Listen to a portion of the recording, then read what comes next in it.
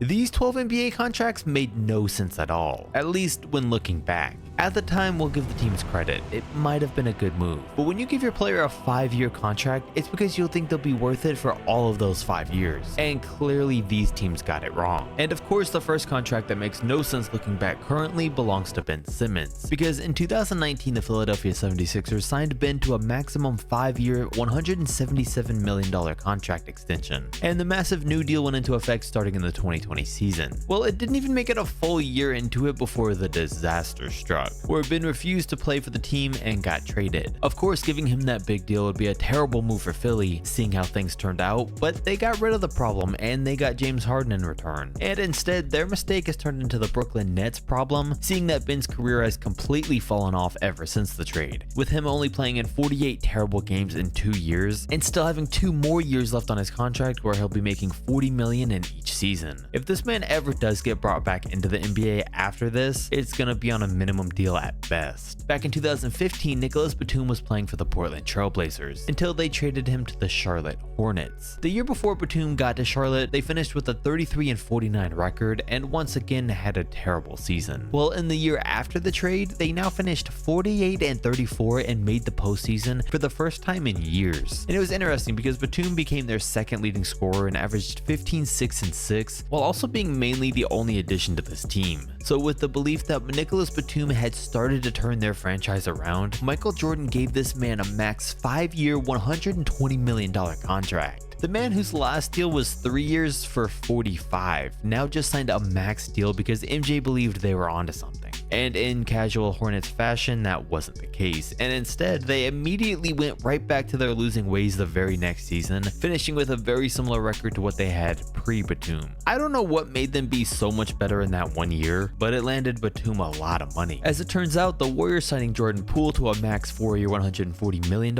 extension hasn't made much sense either. But first I want to thank today's sponsor, Morgan & Morgan, who just so happens to be America's largest injury law firm. If you're ever in an accident of any type, contacting an attorney could be a big advantage because they can look over your case and see all the options you have based on your scenario. And I know what you're thinking, dealing with a law firm could be a tedious and long process, but they've actually solved that because you can submit a claim and have a lawyer review it in just 8 clicks. I know, it's wild, but they've modernized the injury law process for your benefit, and the entire experience will cost you nothing unless you win, which in that scenario would be a win-win. You can submit case details, sign contracts, and upload documents all from your phone. And because they're America's largest injury law firm, they have all the resources they need to fight to get you the best results possible. And it's how they've managed to get their clients over $15 billion. So remember, if you're ever injured in an accident, you can submit a claim at www.forthepeople.com/AustinSweat or by dialing pound 529 on your phone. A big thank you to them again for sponsoring today's video. Now let's get back to it. He was a 22-year-old 20-point per game scorer who just played a vital role in helping Golden State to a championship. They had to pay him or some other team would. But the very next season, things took a turn for the worse, as they usually do in these bad contract situations, because the 2023 postseason was a disaster. His numbers and efficiency took a dramatic drop across the board, and the guy that was once relied on to lead Golden State's second unit was destroying it. He put up bad shots, wasn't making the right decisions, and wasn't there when it mattered most. And this wasn't a good look, seeing that his new $140 million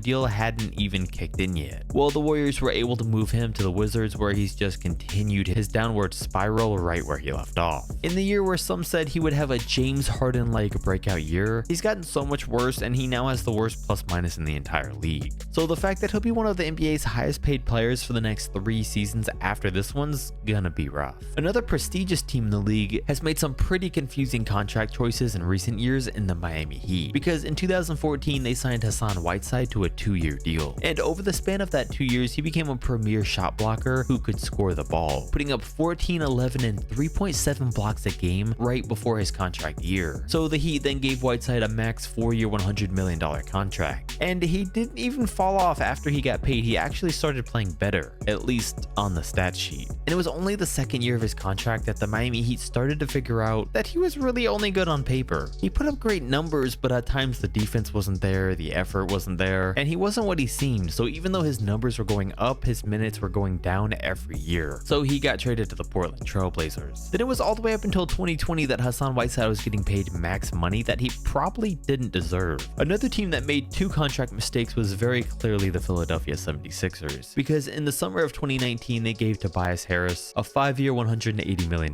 deal, which is still insane to think about, but I've talked about that one a good amount. Don't forget though, it was also that very same summer that they signed 33-year-old Al Horford to a 4-year $100 million deal. The dude wasn't an all-star at the time, and worst of all was playing center, which made no sense to sign him seeing that they already had Joel Embiid, and the lineup of both of them playing together didn't work at all, which was why he was traded for virtually nothing that same season. Giving him that amount of money made no sense, signing him to a long-term deal at that age made no sense, and bringing in a starter at the same position made no sense. Now a little further back in 2017, we'll all remember that John Wall signed a 4-year $170 million contract extension with the Washington Wizards, and the entire thing was the biggest disaster imaginable, because that new contract began in 2018, and it was 32 games into it that John Wall was ruled out for the entire year due to a left heel injury. A couple of months after surgery, he slips in his home and falls, rupturing his Achilles. Then the league got shut down and he was traded to the Houston Rockets in 2022 for Russell Westbrook, and after only 1 year on that team, he was benched until Houston just bought out his contract altogether. So in total, he played 72 games on a $170 million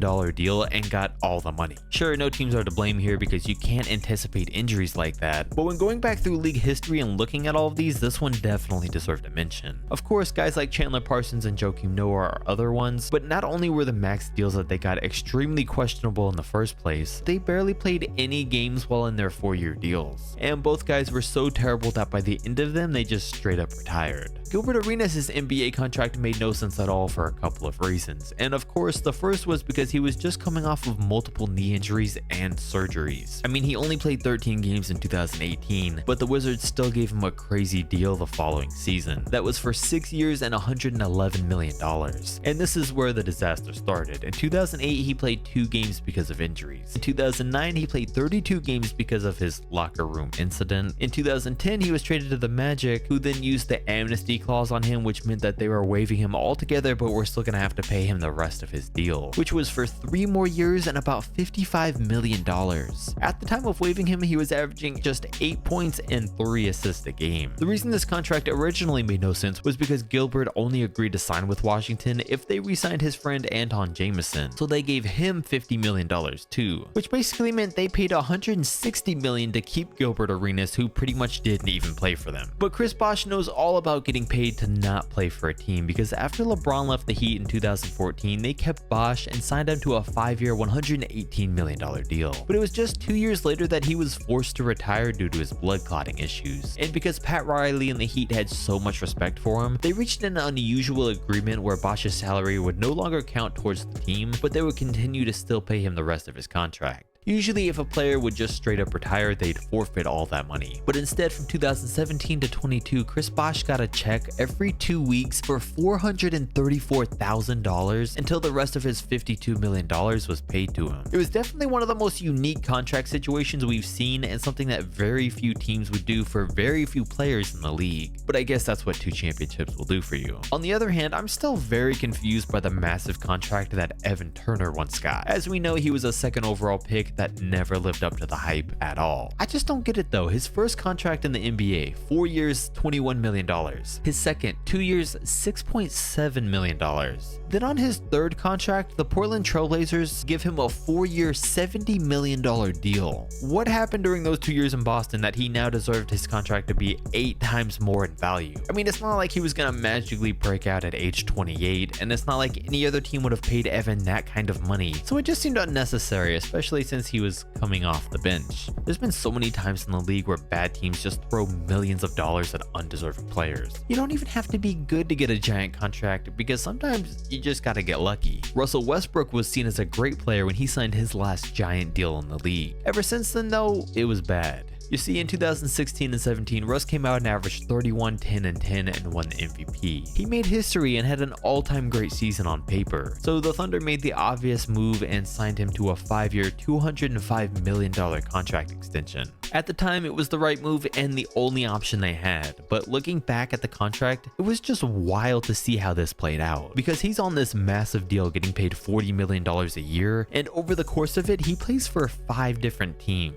At the time, it was the biggest contract in league history, and he played for a new team every single season: the Thunder, Rockets, Wizards, Lakers, and Clippers. And as those 5 years went on, he fell off a little bit more and more every year. Definitely not something that's supposed to happen during a major signing like that, and definitely something we've never seen before. If you can think of anybody else I missed, comment them down below and let me know, and I'll catch you next video.